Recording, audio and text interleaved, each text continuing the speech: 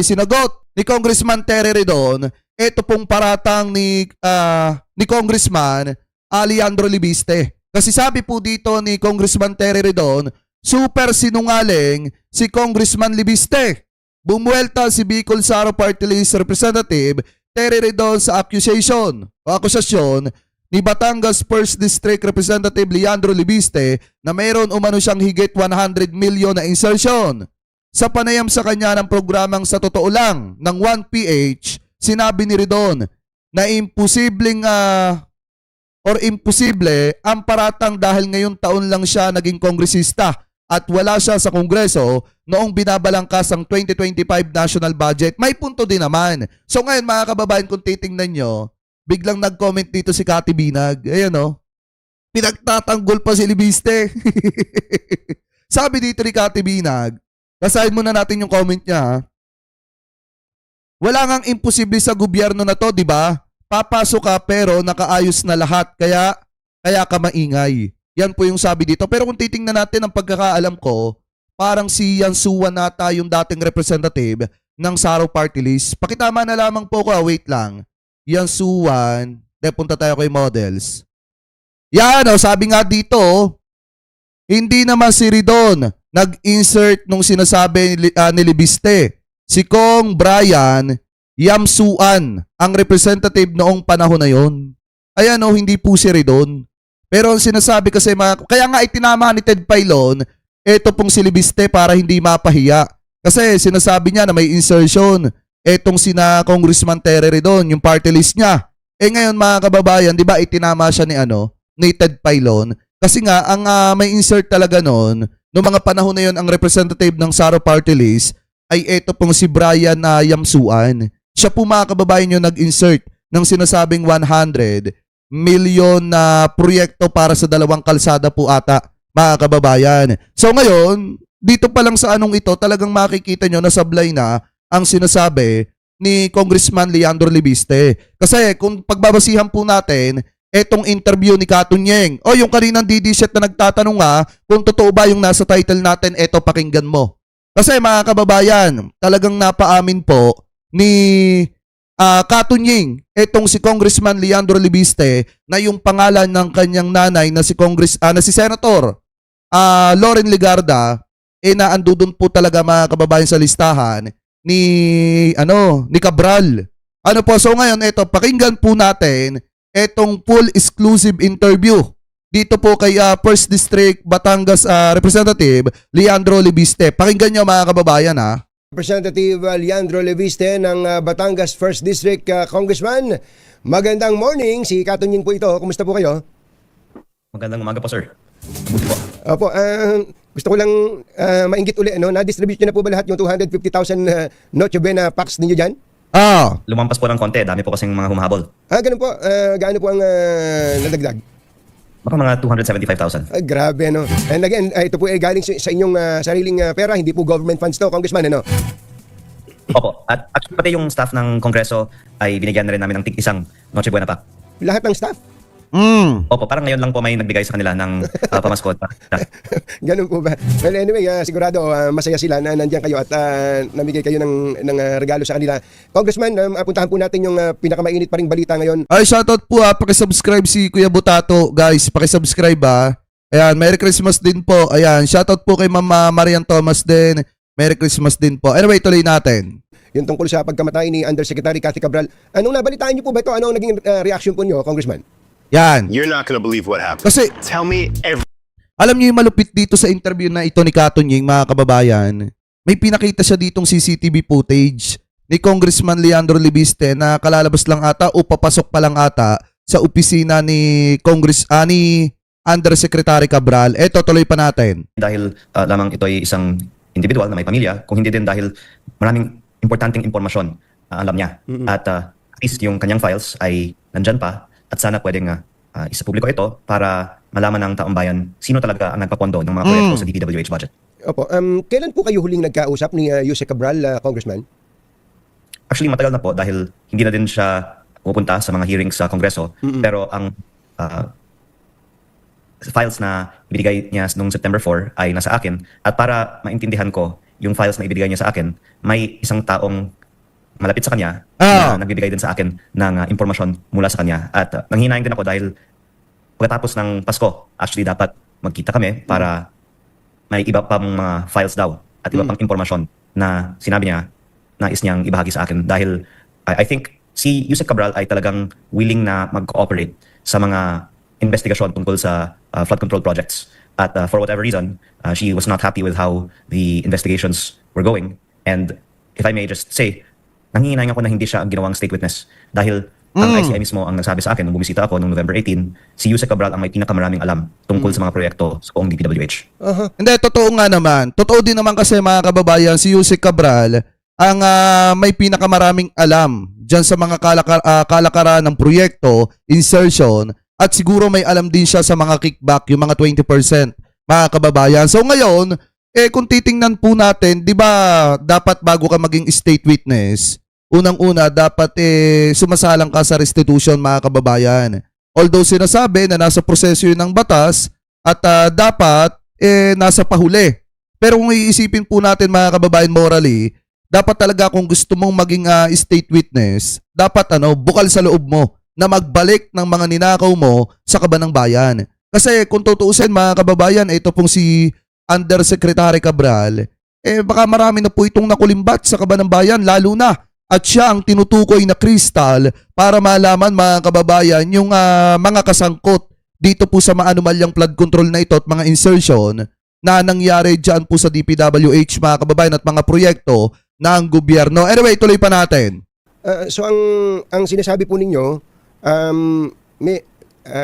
i-correct niyo po ako kung mali, na maling tao ang ginawang state witness?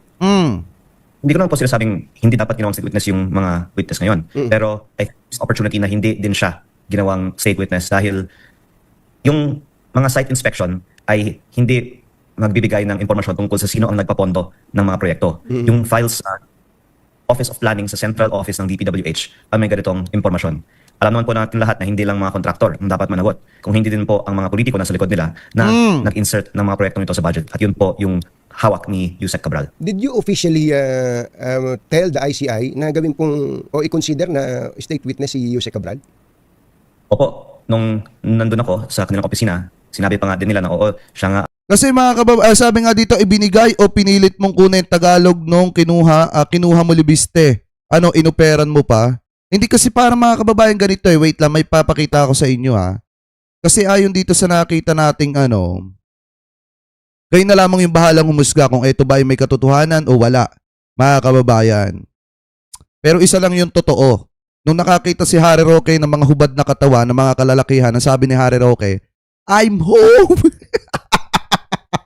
Yun ang totoo mga kababayan. Pero anyway, ito kasi, siguro 3 beses ko na itong binasa sa mga live, do sa Bengador at saka dito. Pero di ba ibinigay daw sa kanya. Pero ayon po kasi dito sa post sa Twitter 3 months ago, sabi dito sa RDPWH, Engineers PH, sabi po dito, Kong Leandro Libiste, first Politalk papers from Yusek Cabral office. Totoo po ito. Nangyari mismo sa opisina ni Yusek Cabral gabi bagong hearing. Ayon sa kwento, pumasok si Kong Leandro Libiste at agresibong inagaw ang mga papeles mula sa kamay ni Yusek Cabral. Dahil sa biglaan at parahas na pagkuha, nahiwa pa raw ng papel ang daliri ni Yusek Cabral. Kaya nung sumunod na araw sa hearing, mapapansin nyo na nakabenda ang kanyang daliri. Hindi dahil sa simpleng aksidente, kung hindi dahil sa mismong insidente sa loob ng kanyang sariling opisina. Nakakagulat at nakakaalarma na ganitong ugali ng isang halal na opisyal. Pumapasok sa opisina ng isang undersecretary at pilit inagaw ang dokumento to the point na nasaktan pa ang opisyal. Mga kababayan, ito po yung sabi dito yan po, source po natin yan mga kababayan. Yan po yung sabi dyan. Pero gaya nga po ng sabi ko sa inyo, kayo pa rin yung magdi-determine o pero para sa akin kung totoo man po ito, napakatindi naman po. Kasi mga kababayan mamaya, pwede nating makita kasi may ipapakita. Ito pong na CCTV footage ng pagpasok ata ni Kong Leandro, dala-dala yung mga documents. Ay mas marami pang alam kaysa kay Bernardo at baka kahit kay Bonoan. Dahil kilala din siyang very matalino, edukado, may mga PhD, at yung mga data niya, lahat nakasulat. Kaya ang daming may itutulong niya sana sa investigasyon. Opo. At ay parang call to action na rin sa gobyerno dahil ngayon may mga tao pa na galing sa kanyang opisina o galing sa DPWH na marami ding alam na sana protektahan natin. Tama, At, tama kung gusto din. natin malaman ang katotohanan, dapat natin protektahan lahat ng mga witness mula sa DPWH. Can you specifically mention names po? Yung file na binigay niya sa akin ay may column ng mga nag-encode ng bawat line item. Kaya ang kanyang staff, kasama yung mga pangalan ng mga encoders, ay pwedeng protektahan ng Estado. Yung isa din sa kanyang opisina na nag-set ng aming meeting ay sa aking pagkakaalam, nandun pa si then Director Alex Bote ng Planning Services ng DPWH. So sa tingin nyo, ito si Alex ay importanteng tao na dapat protektahan ng Estado? Kasama ng buong opisina ng Planning Services ng DPWH kasi kahit hindi ikaw yung nag-isip, kung ikaw naman yung encode, marami ka rin siguro mabahagi. At at the very least, ang assumption ko, nasa kanila pa yung files na may kopya din po ako mula sa opisina ni Yusek Cabral kasi nasa mga computer lang naman nila yun. Opo. Yung po bang files na binabanggit nyo na to, Yan. the same files na nakuha ninyo nung yung pinakita natin Yan. video. May video Yan. pa ba kayo dyan? Oh, ayan oh. O yung video mga kababayan, ito, wait lang. Yan. Yung video Actually, Ayan, ikaw no? yung unang nag-break nitong video at November pa, pinag-uusapan natin to kasi may ibang mga nagsasabi, bakit ngayon lang natin to binabahagi? Noon ko pa sinasabi tong kahalagaan ng mga files ni Yusek Cabral, pero Ito palang bidyong ito nung nakalabas na po siya ata ng opisina ni Yusek Cabral mga kababayan. And then papasakay na po siya ng sasakyan nito. Kasi ang naglabas po ng video na ito na kauna-unahan, eto pong si Katunying mga kababayan, siya po yung nag-break nung video nitong si Congressman Leandro Libiste na papalabas ng opisina ni Yusek Cabral at papasakay ng sasakyan, dala-dala yung mga documents. noon kasi hindi siya masyadong sikat. Opo. Nakakatawa sana noon pinag-usapan natin to, pinotection na natin sana lahat ng mga may ganitong files. These are ayan, no? files and the Yan. files were given to me in the office of Yusek Cabral with Secretary Vince Dizon on the phone to tell Yusek Cabral na ibigay ang mga files na ito. At ako po ay nagpapasalamat kay Secretary Vince na dahil sa kanyang push for transparency, pinayagan na ibigay ang mga files na ito sa akin. yung binanggit Diba? Yan mga kababayan yung CCTV footage yata ng pagkagaling niya kaya sa opisina ni Yusek Cabral and then dala-dala niya yung mga documents. Mga kababayan, papasakay ng sasakyan. Anyway, tuloy pa natin. nyo kanina na kung meron mang Yan. dapat ding naging state witness ay si Yusek Cathy Cabral, bakit gaano ba ka-importante yung mga nalalaman niya, gaano katataas na mga tao pa ba yung kaya niyang ituro na meron siyang kabatiran sa mga kasalanan ng mga taong yun? Say goodbye to your reading glasses, computer Diba? glasses, May and ads even pa. your sunglasses. Kasi mga kababayan, isipin nyo kung titingnan po talaga natin, September 4. Ito na nga lang yung lagi kong sinasabi sa inyo. September 4 niya nakuha yung mga documents, bakit hindi po niya isinapubliko? Diba mga kababayan, bakit hindi po niya inilabas yung mga dokumento at ipinakita sa taong bayan? Kasi ang pinag-uusapan po ngayon, transparency. Ano po, dapat alam ng mamamayan lahat. Kung sino-sino yung mga tao na sangkot na yan, kahit pa marami ang masagasaan, kahit pa kung sino-sino ang tamaan dyan, kahit pa nasa sa gobyerno o wala sa gobyerno, dapat malaman ng taong bayan po yan. Kasi ang totoong boss ng mga politiko ang mamamayang Pilipino. Kayo, ang totoong amo ng mga politikong yan. So ngayon, kung titingnan nyo mga kababayan na nakakapagtaka dito nung nakuha niya yung documents, bakit hindi po niya inilabas publicly, mamaya malalaman nyo ang dahilan. Anyway, tuloy pa natin. Kuha ko, nakalagay po lahat ng mga DPWH projects sa buong bansa. At para sa bawat proyekto, nakalagay sino ang nagpapondo. At kasama po dito, congressman, senator, pati ang mga nasa ehekutibo. Senator! At nabanggit ko naman na din po na hindi lang po yung mga Ang nakakagulat nung 19 Congress, mga kababayan, lahat ng senator may insertion. Diba? Wala palang malinis. Kasi mga kababayan, magkakatalo lang naman yan kung insertion ba o amendments. Diba? Pinagtalunan nga yung insertion at saka amendments. Ngayon, diba na-issue nga dyan si Senator Risa Ontiveros na kung saan mga kababayan, pinatunayan niya na malinis yung kanyang mga pinaglaanan nung kanyang amendments mga kababayan. So ngayon, kung mapapansin nyo nga din yung mga proyekto, malinis naman. So dito, maliwanag na sinabi dun sa listahan daw ni Cabral na lahat ng senator mga kababayan ng 19 Congress may mga insertion. So ibig sabihin, kahit si Senator Robin Padilla, may insertion. Kahit si Senator Raffy Tulfo, may mga insertion mga kababayan.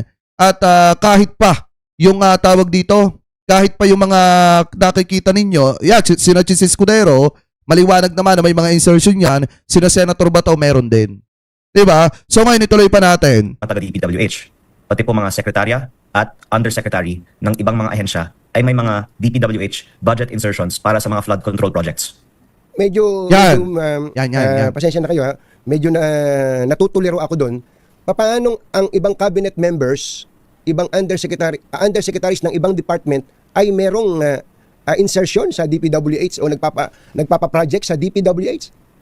Opo, walang kinalaman ang ibang mga taong nakalista sa mga files ni Yusek Cabral sa DPWH projects of flood control. Pero nandoon nakasulat na proponent ng proyekto ng DPWH ang mga taong ito.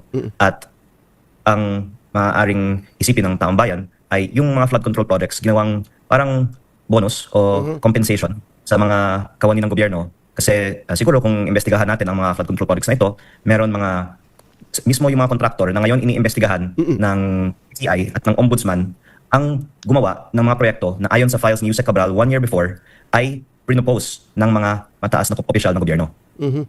Kaya hindi lang po dapat yung contractor. Yung Eto na mga kababayan Siguro kahapon pa maraming katanungan po sa ating isipan. Bakit nung September 4, di ba magtataka kayo, bakit nung September 4, hindi po niya inilabas?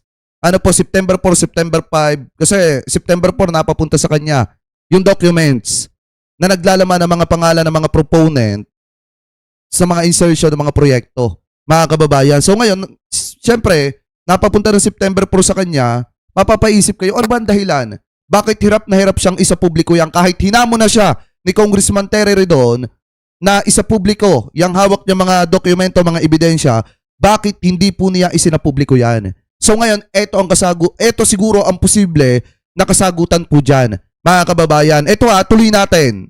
Uulitin ko, disclaimer lang po muna. Ito po pag-uusapan po natin ay base lamang po sa nakita, narinig, nabasa, napanood at base na rin po dito po sa sarili po nating opinion, dito po sa pinapanood natin at hinihimay natin na balita galing po sa DZRH News Television. Wala po tayong sinisiraang tao dito. Magbabase lamang po tayo dito mga kababayan. Sana walang ma-offend. Ano po ngayon ituloy natin?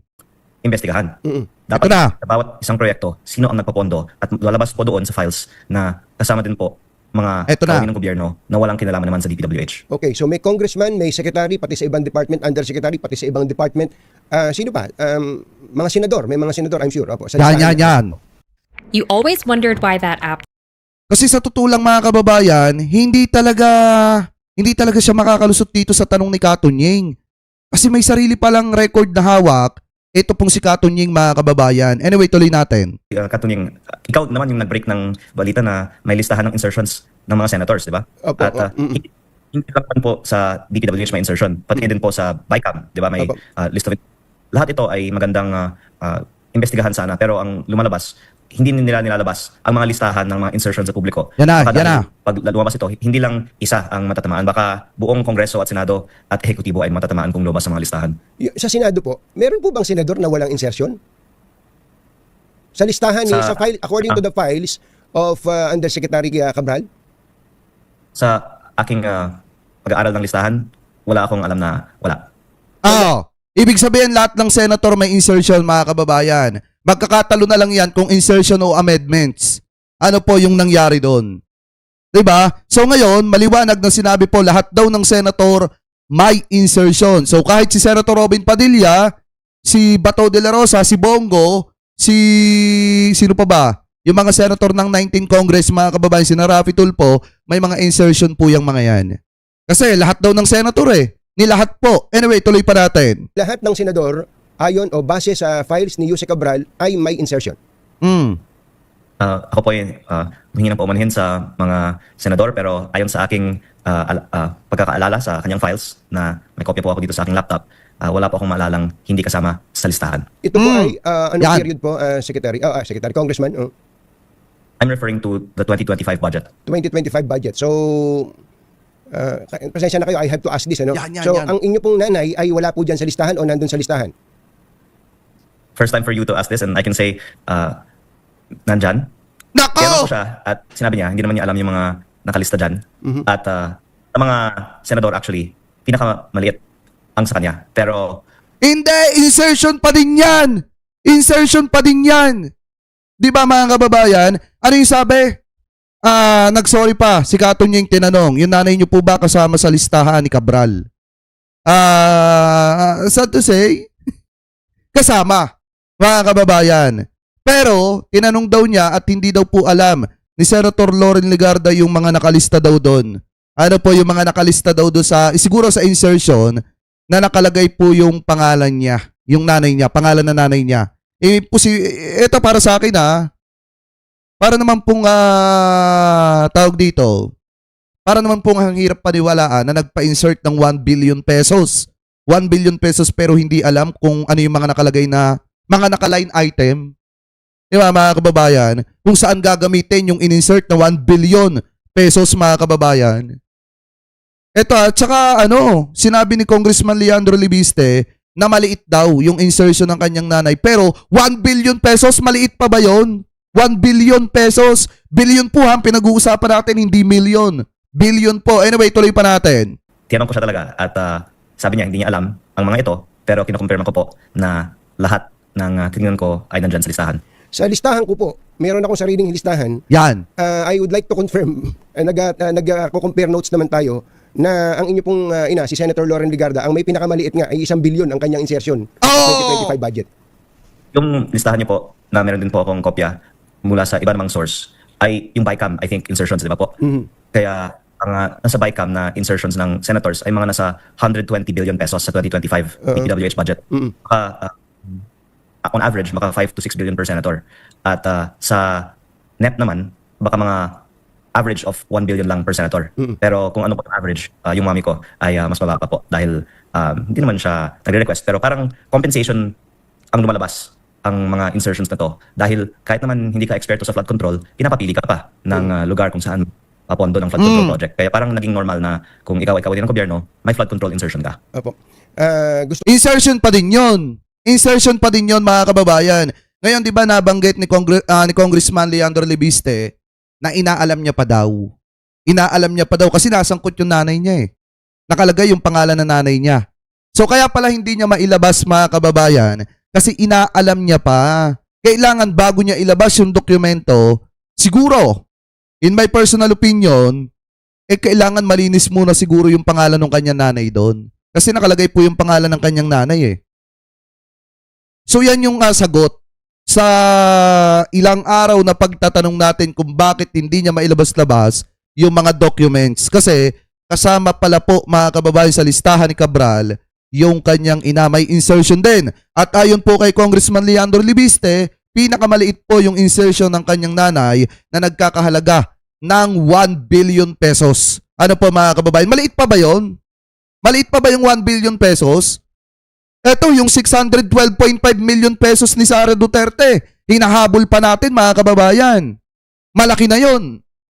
Pero kung titingnan nyo mga kababayan, yung 1 billion na insertion na hindi alam, hindi maipaliwanag kung bakit nagkaganyan, sasabihin maliit. Kalukuhan yan. Diba? Anyway, tuloy pa natin. Gusto ko lang pong sabihin sa inyo na ako'y natutuwa na kahit na nanay niyo po ang pinag-uusapan natin dito, ay hindi po kayo nagsabi na o nag-decline na sumagot.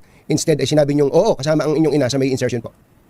O kasi sa tingin ko, balang araw, lalabas din lahat ng mga files na ito. Kasi marami naman po may mga kopya sa loob ng gobyerno. At ako nga po ay concerned para sa kanila dahil ang daming mga ayaw naman na lumabas ang files na to.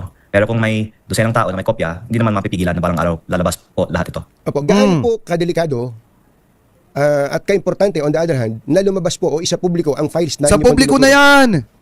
Well, I think kung tayo ay tapat na gusto natin ng comprehensive investigation sa flood control projects, kailangan itong ilabas. At kung hindi ito nilalabas, ang implikasyon ay pinipili lang pala sino ang... Kaya ilabas mo na, Congressman Leandro Libiste. Kung nasa kamay mo na naman yan, ilabas mo na. Ipakita mo na sa taong bayan yan. Iniimbestigahan. Kaya napaka-importanting ilabas ang mga files na ito. Pero gano'n naman to kadelikado pag ang pag-uusapan ay yung mga tao po na involved po nandun sa files? I think Hi friends, This is our very Diba? Dapat ilabas na mga kababayan para matapos na yung anong yan, issue na yan. Nakakagulat sa taong bayan na lumabas ang mga files na ito. At if you mean delikado para sa... Sa kanila, sa reputasyon nila, sa proponent. Apo. Actually, I was thinking delikado para sa mga staff ng DPWH kasi maraming spekulasyon bakit pumanaw si dating Yusek Cabral at ang consensus naman ay hindi naman siya pinatay. Pero baka masasabi natin kahit hindi siya pinatay, maraming may gustong mamatay siya at makinabang kapag ang mga may impormasyon ay hindi na pwedeng tumistigo.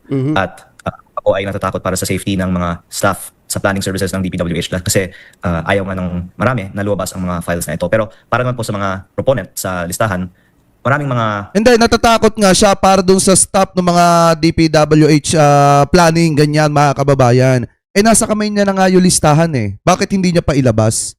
Diba yung kasi yung point natin dito, nasa kamay niyo na po yung listahan, congressman, kagalang-galang na congressman ng 1st District ng Batangas. Bakit hindi niyo po ilabas? Ilabas niyo na lamang po para matapos na po. careers ang maapektuhan pag lumabas ito. At kaya din ako nanawagan na dapat ang DPWH ang maglabas nito officially kasi ayoko naman ako yung masisi pag may mga maapektuhan dito. At baka pati ang health and safety nila ay makakompromise. Ayokong isipin po baka may mga Hindi, si Lacson mga kababayan kapapanalo lang noon. Si Lacson at saka si Tito Sen kapapanalo lamang po niyan. Kababalik lang ng mga yan sa Senado nitong June. Mga kababayan, di ba kasama nga sila sa alyansa? Alyansa para sa bagong Pilipinas.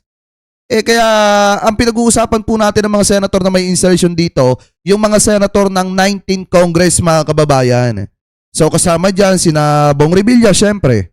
Sila yung mga senator ng 19th Congress. Etong sina Mig Subiri, may mga insertion din, yung mga yan pihado. So etong sina Tito Sen, sina Senator Ping Lacson, mga walang insertion pa yan mga kababayan. Kasi nga, ayan po'y kapapasok lamang nung June.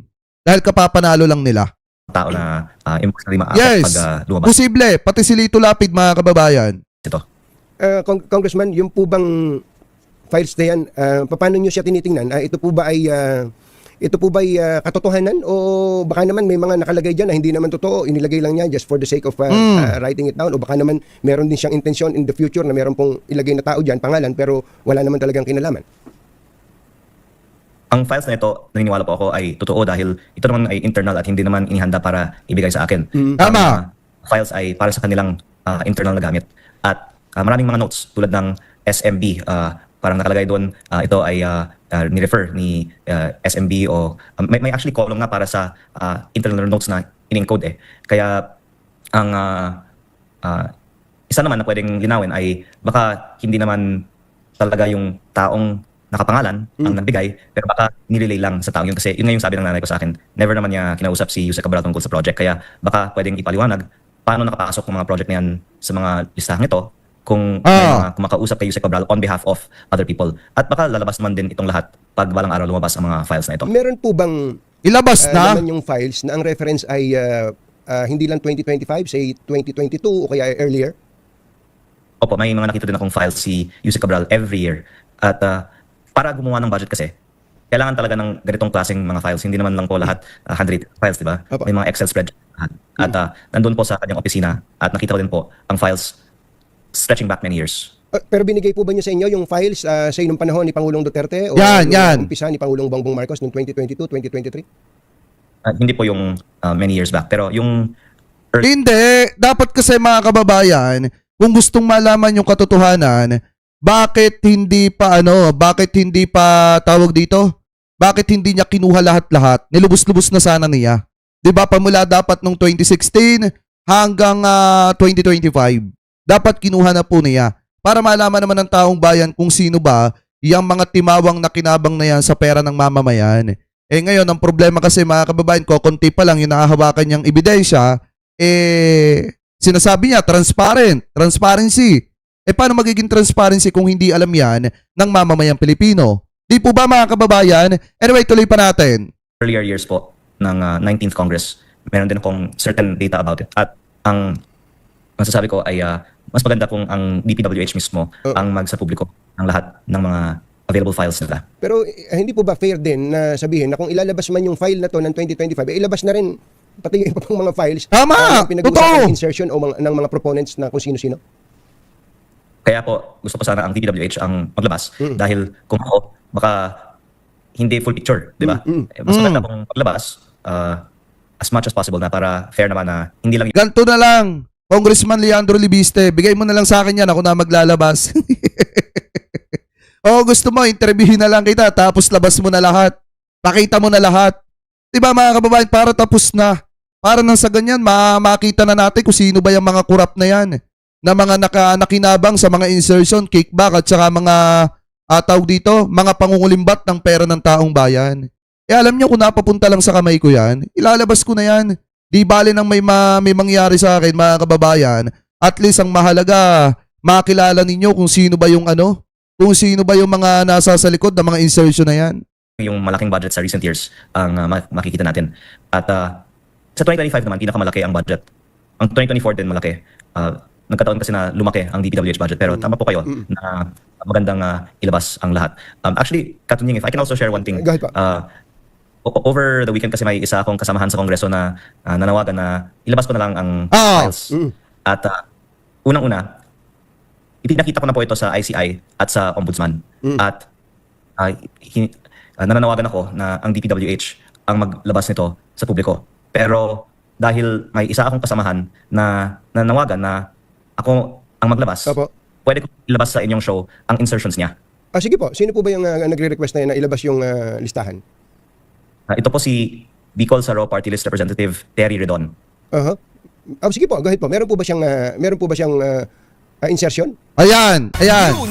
Ito mga kababayan tanong ni Katunying, meron po ba siyang insertion mga kababayan? Dito ilalabas na daw ni Ay may tig 150 million pesos na insertion Opo. taon-taon sa DPWH budget. At sa kadalasan, para sa mga barangay requested projects tulad ng mga multipurpose buildings o kung ano ang mga nakikita ko na insertion ng mga party list. Pero sabi dito, Jake, paano kung ikaw si Libiste, nakita mong nandoon ang pangalan ng nanay mo at lola mo, ilalahad mo ba? Oo! Alam nyo mga kababayan na ito, yung mga matatagal dito, alam nyo naman yan. Ako yung kapatid, anak, kamag-anak na hindi marunong kumonsinte. Siguro yung mga nakakakilala sa akin, kilala nyo naman ako, minumura ko publicly yung kamag-anak ko kapag ginagamit yung pangalan ko para makapang-abuso ng iba. Hindi kasi ako marunong kumonsinte mga kababayan. Sabi ko nga, kahit kamag-anak ko, kapatid ko, ama ko, magulang ko, nasangkot sa isang hindi magandang gawain, hahayaan ko sila. Ganun po mga kababayan, kabato ang puso ko pagdating sa mga ganyan. Pasintabi po pasensya na. Hindi kasi ako marunong maawa. Hindi, sa totoo lang mga kababayan, hindi ako marunong maawa sa mga taong abusado. sulat dito ng Bicol Saro Party List ay 150 million pesos construction of road sa Pamplona at Pasacao, Camarines Sur. At ang contractor na gumagawa ng 150 million pesos roads na ito ay si Bicol Gold Rock na nagkataon ang contractor din ng karamihan ng mga ganitong klaseng mga road projects sa lugar na yon sa Camarines Sur. Kaya sinasabi ko lang din po ito para may sample. Eto nga mga kababayan, wait lang kasi may nagtanong Eto, di ba naikwento ko nga sa inyo, meron akong kamag-anak na parang nasangkot sa isang nakainom kasi siya. Actually, tito ko nga siya Nakainom siya mga kababayan, tapos ang yabang-yabang niya doon, Dito naman sa may amin, meron siyang isang yung motor niya pinagagawa niya. Ngayon, niyayabangan niya yung manggagawa, minumura-mura niya. Di mo ba alam? May pamangkin akong vlogger, ganito, ganyan. Vlogger siya, ganito, ganyan. Di ngayon, yung nagagawa ng motor, yun din yung nagbe-maintenance nung motorcycle ko mga kababayan. Tinawagan ako. Ngayon, pagpunta ko doon, minura ko talaga sa public. Pinagmura ko yung tito ko sa public kasi nakainom. Tapos, mali pa yung sinasabi kung kani-kanino ipinagyayabang, kung kani-kanino na mayroon siyang pamangkin na ganito, ganyan. Tapos ang dami pang sinasabi na pang-alipusta dun sa sa mekaniko ng motor mga kababayan yun, pinagmura ko. Pinagmura ko talaga yung publicly. Ngayon, kung ako naman, kung sa akin mangyayari yan, ilalabas ko na lahat yan. Kahit pa sino ang tamaan dyan. Kahit sino pa ang sangkot dyan. Mga kababayan, kasi sabi ko nga po sa inyo, wala nang mas tawag dito, wala nang mas masarap kung hindi suportahan ka ng napakaraming tao. Kasi kapag inilabas mo yan, Congressman Libiste, ang kakampi mo dyan, taong bayan. Taong bayan ang kakampi mo dyan. Ngayon, ituloy pa natin mga kababayan. Si Congressman Redon ng listahan ito dahil ang punto ko ay bawat isa sa mga representante sa Kongreso ay may insertion na nakasulat po doon ang proponent at pwede ni Congressman Redon i-check ang files ng kanilang party list at maaari niyang i-confirm na ito nga ang insertion ng Bicol Saro party list. Hindi nga kasi Ito kasi ang paliwanag dyan mga kababayan sa sinasabi niya. Ito pong Saro Bicol Party List, yung sinasabi niya na insertion na 100 million, ipagpalagay natin meron nga. Hindi naman po kasi si Congressman Terry Redon na nag-insert niyan. Ang nag-insert po niyan mga kababayan, etong dating representative ng Saro Party List na si Congressman Brian Yamsuan. Yun po ang nag-insert po niyan. Kasi paano magiging insertion yan? Ni Congressman Terry Redon, kapapasok nga lang niya nung nung June. Mga kababayan, di ba? Kapapanalo lamang po niya nung 2025 midterm election. Di ba? Anyway, tuloy pa natin. Pong project yan, Kong? Dalawa po, na tig 75 million at parang 73 point something million yung winning price. Kaya parang wala pang 3% ang ibinaba ng mga proyektong ito at parehong contractor ang nanalo sa bidding. Kaya baka pwede nating Sabi dito, sinungaling ka Jake, nasasabi mo lang yan kasi nasa harap ka ng camera. Hindi. Di masama ang insertion kung gagamitin sa maayos at may resibo. Hindi nga kaya nga may tinatawag na amendments at saka insertion. Yung insertion mga kababayan, yan yung isinasagawa kapag ka naando doon sa mismong inihahabol mga kababayan, ini-insert. Kahit tapos ng pag-usapan yung budget mga kababayan.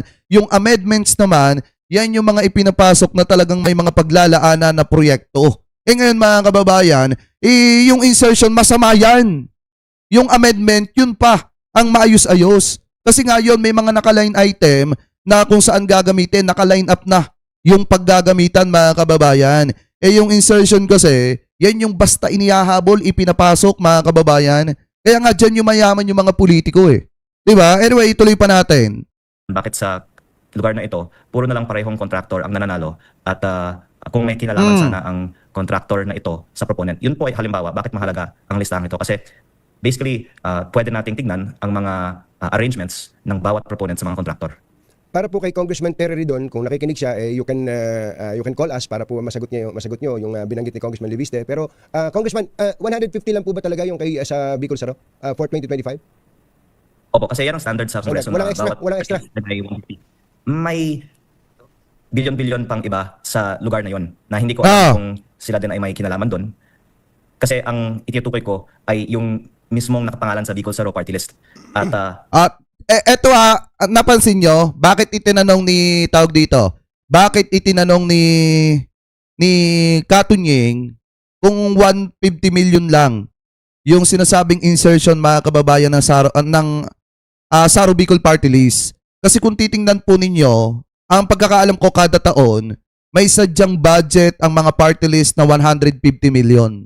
Yan yung pagkakaalam ko mga kababayan kada taon po may sadyang budget yung mga party list na 150 million. Ngayon, kung ang magiging questionable lang yan mga kababayan, kung ang naging insertion ng Saro Party List, ipagpalagay natin, tawag dito, mga nasa 300 million, 700 million, 1 billion, tapos ginamit lang sa dalawang kalsada, yan na po yung questionable. Pero kung titingnan po talaga natin yung mga party list kada taon, ng pagkakaalam ko, pakitama na lamang po ko, kung ako po ay mali, may budget po na nakalaan sa kanila na nagkakahalaga ng 150 million pesos. Anyway, tuloy pa natin. bawat party list po na may insertion ay naka-indicate din dito na ito din po ang panawagan din ni Congressman Toby Chanco sa Kongreso na malaman dapat ang publiko ano yung insertion ng party list kasi sinasabi nga niya may mga party list na bilyon-bilyon ang insertion pero ang nakita lang natin sino yung district representative, hindi sino yung party list na nag-insert ng project. Pati party list. Okay. Last question ko po. Sino po ang pinakamakikinabang sa pagkamatay ni Yusek Cabral? Yan! Si Pulong! Yung pinakamaraming insertion. And according to the files ay sino po? Hindi naman po. Bakit? Bakit tayo sagutin? Bakit tayo sagutin ni Congressman Leandro Libiste? According to the files mga kababayan, bakit tayo sagutin ni Congressman Leandro Libiste? Kasi nga dapat una, ang ginawa niya, inumpisahan niya 2016 hanggang 2025. Alam niyo, napakadali lang naman sagutin yan eh. Ang pinakamakikinabang talaga dyan si Paulo Duterte kasi siya yung may 51 billion pesos na insertion. ang pinakamalaki dito. Pero baka kung buhay si Yusek Cabral, pwede niyang ipaliwanag sino ang nasa likod ng mga certain pangalan na ito. Nasa For news na eh. last time, sir, on your show, I mentioned may Senti 20 list si Yusek Cabral na 20 billion ang halaga sa isang pangalan. Apa. At dahil nandoon ang iilang mga proyekto sa aking distrito ni Congressman Edwin Garjola, maitukoy ko na yung buong Senti 20 list ay kay Congressman Garjola kasi nung ni-research ko naman yung ibang mga project doon, puro mga Garjola link companies pala. So yung example yun, isang proponent, 20 billion. At may iba namang mga list dito na ganoong kalaki din ang halaga. Kaya tens of billions ang pinag-uusapan natin para sa mga pinakamalalaking mga sublist. Pero sana pwedeng ipaliwanag sino ang taong nasa loob ng bawat isa sa mga sublist na ito. Okay. Congressman, thank you po sa pagkakataon at sa Sayang no? Pwede naman niyang tawag dito. Pwede naman niyang sagutin mga kababayan sa totoo lang na si Paulo Duterte yung tawag dito, pinaka nakinabang. Ano po, lalo na kung ang pag-uusapan pamula 2016 hanggang 2020 hanggang 2025. 'Di ba mga kababayan? So ngayon, ito para sa akin, iyan pa lang yung nakikita natin pwedeng maging basihan mga kababayan kung bakit hindi niya mailabas yung mga record nung September 4 na nakuha niya mga kababayan sa opisina ni Yusek Cabral. Kasi maliwanag naman na sinabi po niya na inaalam niya pa daw. Inaalam niya pa daw yung pagkakasangkot nung kanyang nanay. Ano po kasi may insertion din na 1 billion pesos yung kanyang nanay at hindi daw po alam yon ng kanyang ina mga kababayan. So kung kayo po ang tatanungin ano po ang masasabi ninyo, hingal po dyan sa usapin po na yan. Comment below na lamang po kung ano pong opinion at komento po ninyo. Hingal po dyan.